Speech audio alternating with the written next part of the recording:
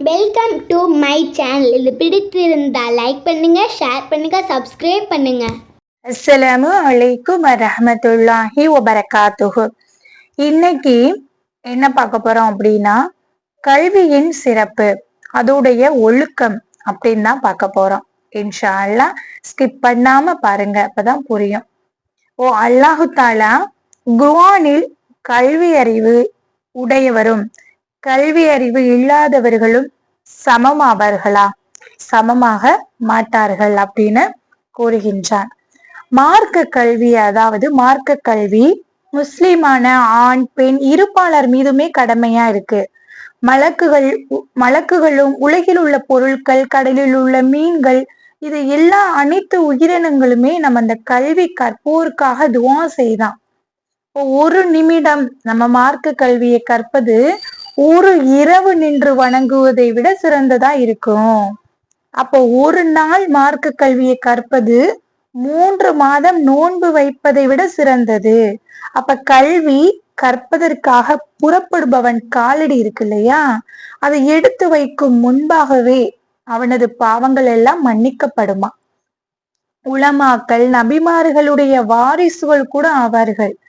அல்லாஹு தாலா யாருக்கு நன்மையை நாடுகின்றானோ அவருக்குத்தான் அந்த மார்க்கத்துடைய அறிவையை கொடுக்குகின்றான்.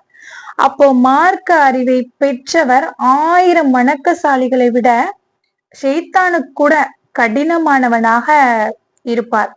அந்த வணக்கசாலிகளை இருக்கும்போது ஷைத்தான் கூட நெருங்க யோசிப்பான். அந்த அளவுக்கு சிறப்பா இருக்கு.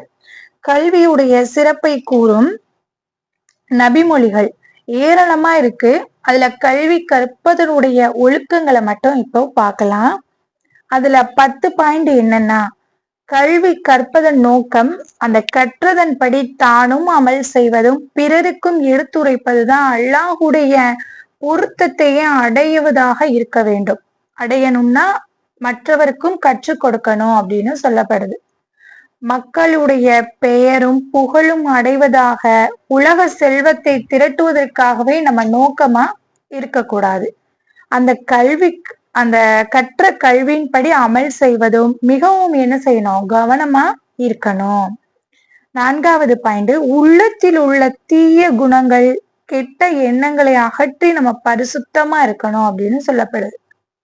5வது பாயிண்ட், கல்வியை கேட்டு தெரிந்து கொள்வதில் நம்ம வெக்கமோ கோபமோ நம்ம இருக்கக்கூடாது.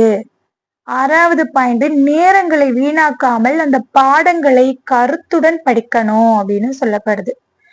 7வது பாயிண்ட், கல்வி கற்று தரும் ஆசிரியரை நம்ம எப்பவுமே கண்ணியப்படுத்தணும் அப்படின்னு சொல்லப்படுது.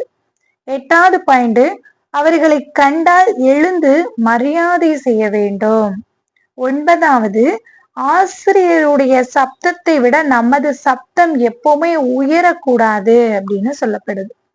10வது, ஆசிரியருடைய மனம் வருந்தும்படி எதையோ சொல்வதோ செய்வதோ கூடாது அப்படின்னு சொல்லப்படுது. அப்போ 16 பாயிண்ட் கூட இருக்கு. 11, ஆசிரியருக்கு நாமவே முன்வந்து பணிவிடை செய்யணும். அந்த அளவுக்கு நம்ம ஆர்வமா இருக்கணும்.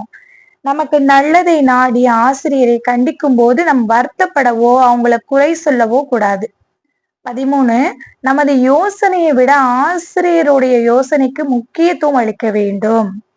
14வது, மார்க்கத்திற்கு முரண்படாத காரியங்களில் ஆசிரியரின் கட்டளைக்கு அடிபணிய வேண்டும். 15, ஆசிரியர் மீது அன்பும் பாசமும் நம்ம வைத்திருக்க வேண்டும்.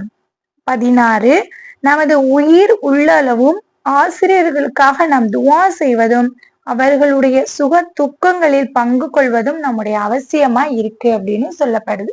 இப்ப இன்ஷா அல்லாஹ் இது அனைவரும் தெரிந்து கொள்வோமாக. இது பிடிச்சிருந்தா லைக் பண்ணுங்க, ஷேர் பண்ணுங்க, சப்ஸ்கிரைப் பண்ணுங்க. அஸ்ஸலாமு அலைக்கும் வரஹ்மத்துல்லாஹி வபரகாத்துஹு.